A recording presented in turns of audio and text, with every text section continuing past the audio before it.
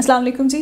This is Dr. Zobia Mahmood, consultant aesthetic cosmetologist. I am sitting here at Sigpur Road, Satellite Specialist Clinic, Sigpur Road, Rawalpindi. आज हम जिस topic पे बात कर रहे हैं वो है फेशियल हेयर्स या चेहरे पर नापसंदीदा बाल का उग आना या ग्रोथ हो जाना। वैसे तो जो फीमेल की जीन्स है उसमें हेयर्स जो हैं वो बहुत लाइट होते हैं, not just like the men's के जिस तरह बाल होते हैं उस तरीके से नहीं होते, बिल्कुल लाइट से थिन से बाल होते हैं। अगर ये बाल किसी भी वजह से, किसी भी कॉज की वजह से ज़्यादा थिक होना शुरू हो जाएं या बड़े होना शुरू हो जाएं या ग्रेजुअली उनकी डेवलपमेंट ज़्यादा होना शुरू हो जाए, फ्रीक्वेंट होना शुरू हो जाए, तो फीमेल्स को वो रिमूव कराने पड़ते हैं। आफ्टर दैट रिमूविंग भी ये प्रॉब्लम करते हैं और ये बढ़ते जाते हैं, सरफेस एरिया इनका ज़्यादा हो जाता है। अब इसमें बहुत सारे कॉजेज़ हैं, मल्टीपल कॉजेज़ हैं फीमेल के इस हार्मोनल डिसबैलेंस के या हिर्सुटिज्म के।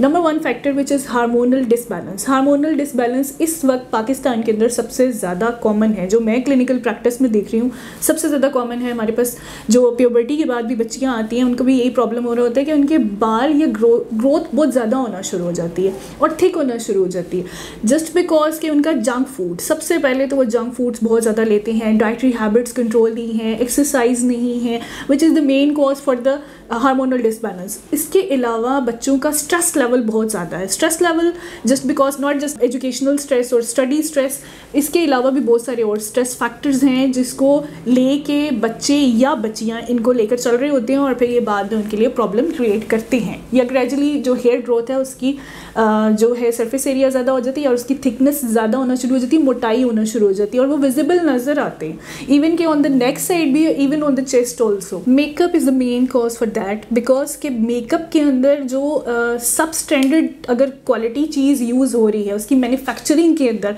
तो वो बहुत बड़ा एलिमेंट है फेशियल किसी भी डिज़ास्टर का। Not only the hairs problem बल्कि कि वो डैमेज भी करना शुरू हो जाती है और स्किन रिजुविनेशन भी नहीं हो रही होती, जिसकी वजह से बहुत सारे मल्टीपल कॉजेज होते हैं। एक्नी भी हो सकती है, स्कार्स भी हो सकते हैं, हीलिंग नहीं होती, पिगमेंटेशन होना शुरू हो जाती है, इवन के स्पॉट्स बनना शुरू हो जाती हैं स्किन के अंदर। या डिसऑर्डर आपको फील होता है कि अनइवन स्किन टोन है, अनबैलेंस है, उसके लिए प्रॉपर एक्सफोलिएशन और प्रॉपर ट्रीटमेंट लेने पड़ते हैं। और इसके साथ साथ अपनी क्लेंजिंग, अपना अच्छा जेंटल सोप, अपनी क्रीम, अपनी नाइट क्रीम, अपना क्लेंजर, इन सबको हम लोगों ने एक रिजीम के साथ फॉलो करना होता है, तब कहीं जाके आपको अच्छी स्किन मिलती है। मेकअप के हवाले से मैं सिर्फ इतना कहूँगी कि मेकअप जब भी लें, अच्छा एक स्टैंडर्ड क्वालिटी का मेकअप लें। पैसे ज़्यादा खर्च करना is beneficiary for the patient, के बाद में उन्हें ये प्रॉब्लम्स ना फेस करनी पड़े, और वो लें जो उनको स्किन को सूट करे। जो ज़रा से भी इरिटेशन करे उसको बिल्कुल भी यूज़ ना करें, विच इज़ वेरी कॉमन कि हम लोगों के बच्चे जो हैं वो डेली बेसिस पे मेकअप भी करते हैं और मेकअप करने के बाद उसको रिंस भी नहीं करते और रात को मतलब मेकअप के साथ ही सो जाते हैं। मोटापे के साथ जैसे ही आपका शुगर लेवल बॉडी में ज़्यादा होता है, ओबेसिटी ज़्यादा होती है, उसी के साथ आपका वेट फ्लक्चुएशन शुरू हो जाती है। वेट फ्लक्चुएशन जैसे ही ज़्यादा होगी उसके साथ जो भी मेंस्ट्रुअल साइकिल है फीमेल्स का, अकॉर्डिंग टू दैट वो डिस्टर्ब होगा, वो डिस्टर्ब होंगे या सिस्ट में जाएंगे या जो भी PCOS सिंड्रोम्स आएंगे, पेशेंट के लिए प्रॉब्लम्स होंगी। प्रॉब्लम्स फिर किसी भी तरीके से आती हैं और वो फिर स्किन पे लीड करती हैं, नज़र आना शुरू हो जाती हैं। Either that is PCO, either that is fatty liver, which is belong to both of the things. तो बहुत ज़रूरी है कि हम लोग अपनी डाइटरी हैबिट्स को कंट्रोल करें, अपने जो हमारा डेली लाइफस्टाइल है उसको देखें कि हम लोग कैसे लेके चल रहे हैं। रात को देर से सो रहे हैं, सुबह जो उठ के मॉर्निंग वॉक नहीं है, चले हम उसको भी छोड़ देते हैं। फिर बॉयलर, एग्स, चिकन, वटएवर जो भी यूज़ कर रहे होते हैं उसकी मतलब ज़्यादा यूज़ करना या एक्सेसिव यूज़ करना हेल्थ के लिए नुकसानदेह है किसी भी तरीके से। इसके लिए हमारे पास जो सबसे अच्छा इस वक्त जो पूरी दुनिया में ट्रीटमेंट है वो है जी laser hair reduction, not the removal, hair reduction. Laser की सेटिंग्स के बाद हेयर रिडक्शन शुरू हो जाती है। उसके साथ साथ आपको अपनी डाइटरी हैबिट्स, आपका लाइफस्टाइल और अपनी जो बाकी इन्वेस्टिगेशंस हैं उसको भी लेकर चलना है, सिर्फ एक चीज़ को नहीं, इन सब चीज़ों को लेकर चलें और फिर आप देखें कि आपकी रिडक्शन कितनी होती है। ये ग्रेजुअली टाइम के साथ आपकी सेटिंग्स होती हैं और फिर उसके बाद ये रिडक्शन होना शुरू हो जाता है। इसके अलावा कुछ टॉपिकल एप्लीकेशंस में हम ऐसी चीज़ें देते हैं या कुछ बताते हैं, कुछ ऑइंटमेंट्स वगैरह देते हैं या नाइट क्रीम्स देते हैं, जेल फॉर्म्स बनाकर देते हैं, which is very suitable for skin. और उसमें ये होता होता है कि ग्रेजुअली वो ग्रोथ को, उसका ग्रोथ फैक्टर जो है वो इनहिबिटर करता है। समटाइम्स होता है कि मैं कुछ जेल्स में इनहिबिटर्स डालती हूँ जो पेशेंट्स को मतलब लगाने के लिए देती हूँ, उसके बाद ग्रेजुअली उसकी जो भी ग्रोथ है बालों की वो ग्रेजुअली कम होना शुरू हो जाती है, इन केस ऑफ जो फ्रिक्वेंट आना शुरू हो जाते हैं।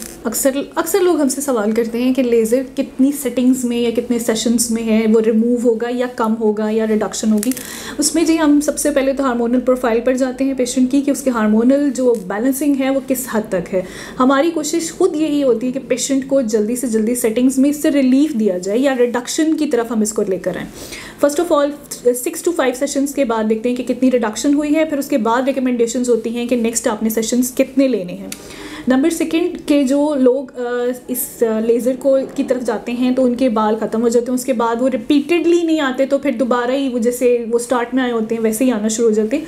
तो उसके लिए वही फैक्टर हम लोग देखते हैं कि उनके हार्मोनल डिसबैलेंस कितने हैं, उनका लाइफस्टाइल कैसा है, उनका मेटाबॉलिज्म कैसा है, मतलब हर चीज़ उनकी हम लोग काउंट करते हैं। ये नहीं है कि अगर आपने एक दफ़ा रिडक्शन करवा लिया तो उसके बाद आपने जंक फूड भी लेना है, अपनी डाइट भी नहीं देखनी, अपनी एक्सरसाइज भी नहीं देखनी। इस तरह नहीं है, आपको सब चीज़ों को ले के साथ चलना है तो तब आप इसको जो है फॉलो अप कर सकते हैं। So that the conclusion is कि आप जो सबसे पहले जो फेशियल हेयर्स के जो भी फीमेल पेशेंट्स हैं उनकी lab investigations is the must thing, जो कि पेशेंट्स यूजुअली नहीं करवाता। लैब इन्वेस्टिगेशंस पर जाएं, प्रॉपर डाइट प्लान करें, प्रॉपर डाइट के साथ अपनी फूड में से शुगर जो है वो ओमिट कर दें। शुगर जो है, शुगरी चीज़ें, प्रोसेस चीज़ें, ये सारी चीज़ें एलिमिनेट करें या इसको अवॉइड करें ज़्यादा से ज़्यादातर आप लोग नेचुरल चीज़ों की तरफ आएँ which is very helpful for the skin. पानी का इंटेक ज़्यादा करें, सैलड्स लें और फ्रेश फूड, फ्रेश जूसेस को साथ में यूज़ करें तो आप लोगों के लिए बहुत ज़्यादा बेनिफिशरी है और ये बहुत ज़्यादा कम कर देगा। ख़ासतौर पर नाइट जो स्लीप है टाइम, आप उसको बिल्कुल बैलेंस करें, रात की नींद पूरी करें, ज़्यादा लैपटॉप्स पे या अपने मोबाइल्स पे उनका एक्सपोजर कम से कम रखें, स्क्रीनिंग कम हो और सबसे ज़्यादा अपनी डाइट में सैलड का इंटेक ज़्यादा करें। ग्रीन सैलड्स को मैं बहुत प्रेफर करती हूँ इसके लिए, वो बहुत बेहतर होती हैं। वेट बैलेंस होगा तो आपके डाइटरी हैबिट्स भी बैलेंस रहेंगी।